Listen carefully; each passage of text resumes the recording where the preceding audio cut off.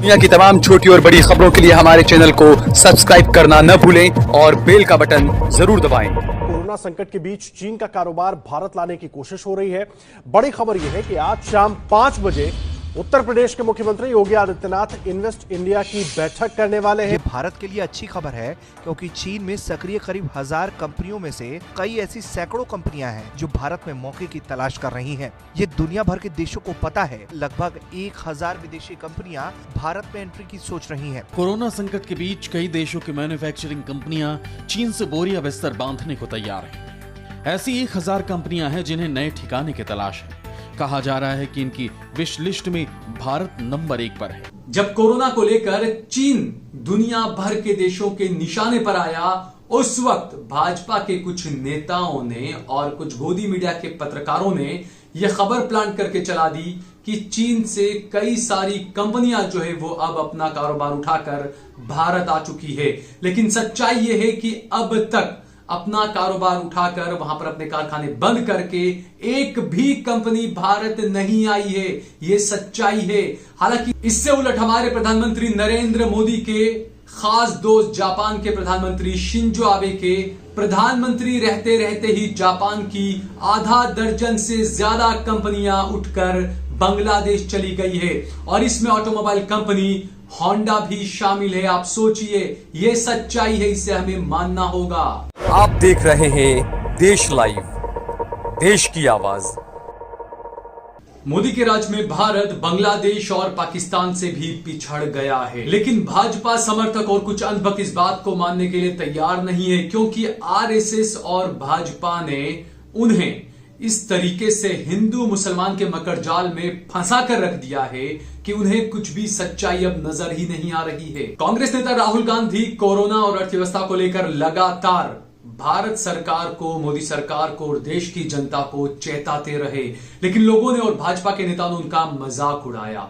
लेकिन आखिरकार हुआ वही, नतीजे वही आए जो राहुल गांधी कहा करते थे। यकीनन इस पर सरकार को संज्ञान लेना चाहिए था, सरकार को सोचना चाहिए था, लेकिन राहुल गांधी को निशाने पर लिया गया और सवाल उल्टा जो गोदी मीडिया के पत्रकार हैं वो भी मोदी से और सरकार से सवाल करने के बजाय राहुल गांधी से सवाल करने लगे थे कोरोना को लेकर, अर्थव्यवस्था को लेकर। तो ये जो है वो बड़ी हैरानी की बात है। भाजपा के एक प्रवक्ता ने तो राहुल गांधी को राहुल लाहौरी तक कह दिया और हुआ ये कि भारत जो है वो भुखमरी के मामले में लाहौर यानी कि पाकिस्तान से भी आगे निकल गया है। आप सोचिए, ये वही प्रवक्ता हैं जिन्होंने मोदी के लॉकडाउन का समर्थन करते हुए कहा था कि वो घर से बाहर नहीं निकलेंगे। हालांकि उसके बावजूद इस महाशय को कोरोना हो गया था। बहरहाल मुद्दे की बात पर आते हैं। राहुल गांधी नहीं बल्कि जो अंतरराष्ट्रीय एजेंसियां हैं वो जो है वो भारत की तुलना बांग्लादेश, पाकिस्तान, अफगानिस्तान, नेपाल और श्रीलंका से कर रही है। क्या यही मेरे भारत का डंका बज रहा है? आप सोचिए। और ये सच्चाई है कि भारत जो है वो विकास के मानकों पर पाकिस्तान, बांग्लादेश, अफगानिस्तान और नेपाल से पिछड़ रहा है। ये सच्चाई है। अंतर्राष्ट्रीय मुद्रा कोष ने कहा है कि बांग्लादेश जीडीपी के मामले में भारत से आगे निकल चुका है। आप सोचिए, क्या ये वाकई चिंता की बात नहीं है कि बांग्लादेश भारत से आगे निकल गया है? सिर्फ चिंता ही नहीं बल्कि ये भारतीयों के लिए, भारत सरकार के लिए शर्म की भी बात है कि बांग्लादेश जैसा छोटा सा देश जीडीपी के मामले में भारत से काफी आगे निकल रहा है। जब कोरोना को लेकर चीन दुनिया भर के देशों के निशाने पर आया, उस वक्त भाजपा के कुछ नेताओं ने और कुछ गोदी मीडिया के पत्रकारों ने यह खबर प्लांट करके चला दी कि चीन से कई सारी कंपनियां जो है वो अब अपना कारोबार उठाकर भारत आ चुकी है।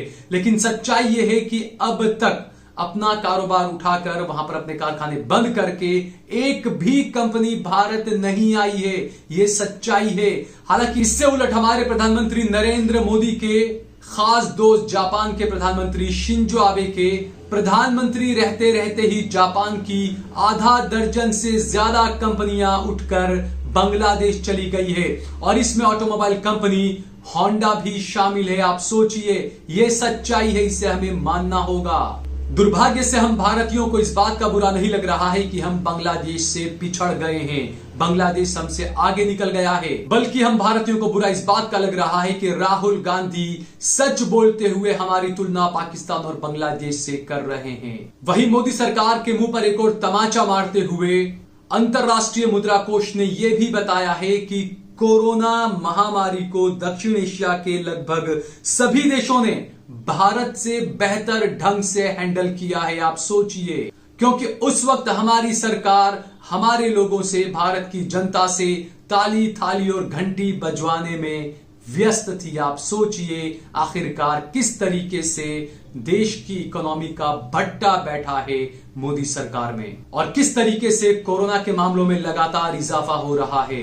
वर्ल्ड इकोनॉमिक आउटलुक जारी करते हुए IMF ने यह बात कही है कि चालू वित्त वर्ष में भारत बांग्लादेश और अफगानिस्तान से पीछे रहेगा, और बांग्लादेश से तो काफी पीछे रहेगा, क्योंकि भारत की विकास दर जो है वो -10.5% रहने वाली है। इसमें साफ कहा गया है कि पाकिस्तान, अफगानिस्तान और बांग्लादेश इस चालू वित्त वर्ष में भारत से बेहतर करेंगे। किस तरफ जा रहा है भारत, किस तरीके से भारत का डंका बज रहा है दुनिया भर में, यह सवाल अब जो है वो मोदी जी से पूछा जाना चाहिए, भाजपा समर्थकों से भी पूछा जाना चाहिए कि क्या इस देश में सच्चाई को आप कबूल नहीं कर सकते हो। जब अंतरराष्ट्रीय एजेंसियों की कई रिपोर्ट से कह रही है, तो इसमें राहुल गांधी ने जब कोरोना और अर्थव्यवस्था संभालने के मामले में पाकिस्तान और बांग्लादेश को बेहतर बता दिया, तो इसमें उन्होंने गलत किया।